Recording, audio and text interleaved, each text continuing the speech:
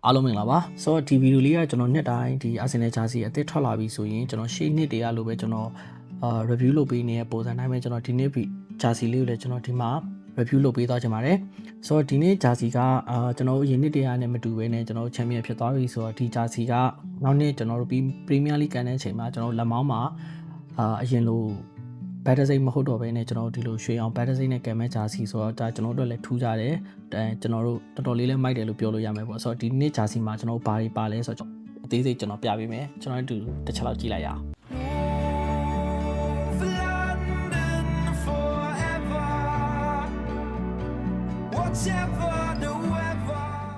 โอเคဒါစီကတော့ကျွန်တော်ဒီမှာ True Motion ကနေပြီးတော့ကျွန်တော်မှားထားတယ်တော်တော်လေးလည်းမြင်နေဗျကျွန်တော်တို့ဒီ15ရက်နေ့ကထွက်တဲ့ဥစ္စာကိုသူတို့16ရက်နေ့ရအောင်သူတို့လုပ်ပေးနိုင်တယ်တော်တော်လေးမိုက်တယ်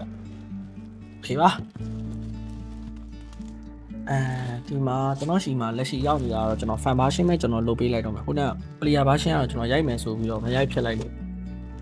အင်းညရောင်းလိုက်ပြီဗျာအဲကြောင့် player version ကျွန်တော်ရှိမှာတော့မရှိတော့ဘူးဆိုတော့ fan version ကိုပဲကျွန်တော်တစ်ချက်လောက်ပြပေးမယ်ဗျဖြေပါဆိုတော့ဒီနေ့ jersey ကကျွန်တော်တို့ပုံမှန်အရင်နှစ်ကတည်းနဲ့မတူဘဲနဲ့သွားဒီ unit ကွင်းကို inspire ယူပြီးလုပ်ထားတယ်သူသိရတယ်jersey ကဗျာသူများရင်တော့တော်တော်ဝင့်နေကျွန်တော်ဗီဒီယိုလုပ်တာနောက်ကျသွားရဲဆိုတော့ sorry ပါဆိုတော့ဒါကျွန်တော် authentic ကိုမှဒါကျွန်တော်fan version ဖြစ်တဲ့အတွက်ကြောင့်မလို့တချို့နေရာလေးတော့နည်းနည်းကွဲတယ်ဒါပေမဲ့ကျွန်တော်အဲ့လို player version နဲ့ဘာကွာလဲဆိုတော့ကျွန်တော်တခါလေးဒီဗီဒီယိုမှာပြောပေးသွားမယ်ဗျပကီကတော်တော်မိုက်တယ်လို့ပြောလို့ရတယ်။သူ့မှာတုံးထားတဲ့ယာကြီးကမင်းရမှာဟုတ်။ဝယ်လိုက်နော်။ Okay ပါ။မင်းရလားမသိဘူး။တော်မိုက်ပါလေ။ Okay ဆိုတော့နံပါတ်1ဒီဟိုအတိုင်းပဲကျွန်တော်ပြောလိုက်မယ်နော်ဆိုတော့ဒီကောင်ကပုံမှန်ဆိုရင်ကျွန်တော်အရင်တော့ဒီ Canon Crush ပဲသုံးခဲ့တဲ့ဥစ္စာကျွန်တော်ဒီနှစ်မှာဆိုရင်ကျွန်တော် Full Crush ဖြစ်သွားပြီ။ authentic sorry player version မှာဆိုရင်ဒီကောင်တော်တော်လေးမိုက်တယ်ပဲခဲအောင်လေးကကြွပြီးတော့အပြင်ထွက်လာဆိုတော့ဒီလက်ထဲမှာကျွန်တော်လက်ထဲခိုင်းတာအခုကကြတော့view fan version replica version ဆိုတော့ကြတော့ဒီလိုလေးဖြစ်သွားပြီးတော့ဒီအင်ကြီးကကျွန်တော်ဒီ red kit နောက်ပိုင်းမှာဗျာကျွန်တော်ဒီလိုပုံမှန်အင်ကြီးအနီတစ်ထည်ထဲမှာပဲကျွန်တော်အနီအောင်တုံးနှစ်ခုတုံးထားတဲ့ကာလာဆိုပြီးတော့ကျွန်တော်ဒါမြင်ရတဲ့ဟာပေါ့ဗျာဆိုတော့သူကဒီမှာဆိုရင်ကျွန်တော်ဒီအခါနှစ်လိုင်းကမတူဗျကျွန်တော်မပြပေးမယ်เนาะဆိုတော့အလဲကကျွန်တော်တို့ဒီအနီရောင်ကကျွန်တော်ဒီ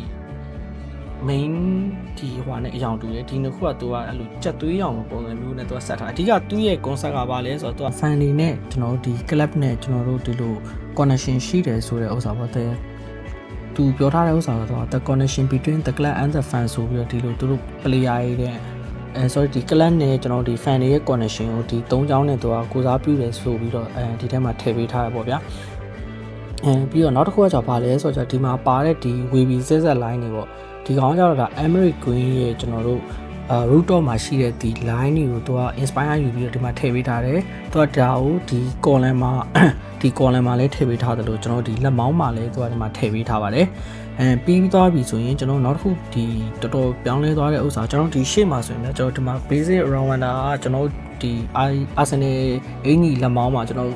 နှစ်တော်တော်များများသူနေရာယူခဲ့ရဗျာဆိုတော့ဒီနေရာမှာတော့သူက D ဆိုတဲ့ဥစ္စာတော့ဖြစ်သွားပြီဆိုတော့ဒီကတော့ဒါကျွန်တော်လိုက်ကြည့်ရတဲ့လောက်ကတော့သူကဒီ Piro company တခုပဲဗျဆိုတော့အရင်ကျွန်တော်တို့ visit runner တော့မရှိတော့ဘူးဒီနားမှာကျွန်တော်ဒီနောက်နှစ်ကစပြီးကျွန်တော်ဒီ D ဆိုတဲ့ logo နဲ့ဖြစ်သွားမယ်ဒီကောင်ကျတော့အခုကကျွန်တော် fan version ဖြစ်တဲ့အတွက်ကြောင့်မလို့ကျွန်တော်ဒီမှာဆိုရင်ကျွန်တော်ဒီ Emirates Queen ရဲ့ကျွန်တော်ဒီတက်ချာတွေပါကျွန်တော်ဒီမှာတော့မတွေ့ရဘူး player version မှာဆိုတော့ကျွန်တော်ဒီရဲ့နားလေးမှာဆိုရင်ဗျာသူဒီလိုပုံစံလေးပဲဆက် line တွေကိုကျွန်တော်ဒီမှာ heat press နဲ့ပုံစံလုပ်ထားသလိုဒီနားလေးမှာသူတို့အဲ့လို shade တွေတော်တော်ကြွတယ်အဲ့ဒါတော့ဟို player version မှာကျွန်တော်တွေ့ရလိမ့်မယ်ဗျနောက်တစ်ခုကပြီးတော့ဘာပြောင်းသွားလဲဆိုတော့ဒီမှာဆိုရင်ကျွန်တော်အရင်ရှေ့တုန်းကဆိုရင်ကျွန်တော် heat dry တို့ကျွန်တော် aero ready တို့အဲ့လိုဒီ technology နဲ့သွားတယ်ပေါ့ဆိုတော့ဒီနေ့မှာတော့ဒီမှာ climate ကိုဒီဥစ္စာကိုကျွန်တော်ပြန်သုံးထားတယ်ဆိုတော့အဓိကတော့ဒါတွေကတော့သူက AES ရဲ့သူဒီလိုချွေးစုံမြန်တဲ့ technology ကိုမှဒီကောင်ကတော့ဒါဟိုအရင်2000ပြည့်နှစ်တည်းကသုံးပူထားတဲ့ဥစ္စာပဲဒါပေမဲ့ဒီနှစ်မှာတော့သူပြန်ပြီးတော့ modify လုပ်ပြီးတော့ edited jersey တွေမှာထည့်ပေးသွားမှာပဲဖြစ်ပါတယ်ဆိုတော့ဒါကတော့ဒါကျွန်တော်ဒီနေ့ဒီ Arsenal jersey ရဲ့ဒါ loan to ရှင်ကျင်းချုပ်ပါဆိုတော့နောက်ထွက်မယ်ကျွန်တော် Arsenal jersey away ကင်းတယ်ကျွန်တော်တက်ကစ် တကယ်လို့ရောက်ခဲ့ပြီဆိုရင်လည်းကျွန်တော်ဒီတိုင်းလေး review လုပ်ပေးသွားပါအောင်မယ်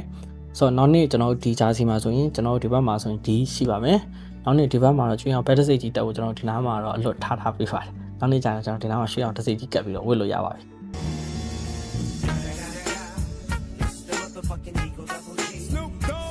ဆိုတော့အားလုံးကျေးဇူးအများကြီးတင်ပါတယ်နောက်ဗီဒီယိုမှာပြန်တွေ့ပါမယ်